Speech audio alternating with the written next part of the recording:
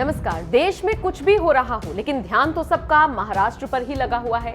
पिछले काफी वक्त से महाराष्ट्र में मची सियासी उठापटक पर हर कोई नजर गड़ाए बैठा है।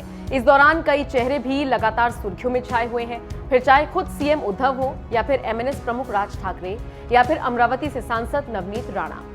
नवनीत इस वक्त राजनीति का केंद्र बनी हुई है। हिंदुत्व के मुद्दे पर शिवसेना और सीएम उद्धव को घेरने वाली नवनीत राणा ने मातोश्री के बाहर हनुमान चालीसा पढ़ने का आह्वान क्या किया, उन्हें तो गिरफ्तार कर जेल ही भेज दिया गया था। खैर, कुछ घंटे जेल में बिताने के बाद बाहर आई नवनीत राणा की शिवसेना सांसद संजय राउत के साथ एक ऐसी तस्वीर सामने आई जिसने राजनीतिक पारे को और बढ़ा दिया। सब जानते हैं, नवनीत राणा खुलकर शिवसेना को चुनौती देती हैं, उद्धव ठाकरे के खिलाफ बोलती हैं। फिर आखिर राणा और राउत के बीच कौन सी ऐसी डील फिक्स हुई जो दोनों साथ साथ खड़े दिख रहे हैं? ये सवाल उठ ही रहे थे कि इसी बीच शिवसेना सांसद संजय राउत का बयान सामने आया है। वायरल हो रही तस्वीर पर सवाल खड़े कर रहे राज ठाकरे को जवाब देते हुए राउत ने कहा, शिवसेना पर कौन सा हमला बोला है राज ठाकरे ने? केंद्र सरकार को पूछिए कि हम राणा दंपत्ति क्यों साथ थे।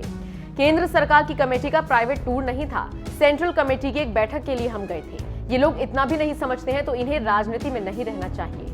आपको बता दें, नवनीत से पहले उनके पति रवि राणा की राउत के साथ खाना खाते हुए तस्वीर सामने आई थी। खैर, राउत ने गुस्से में ये तक पूछ डाला कि राज ठाकरे का हिंदुत्व से क्या संबंध है?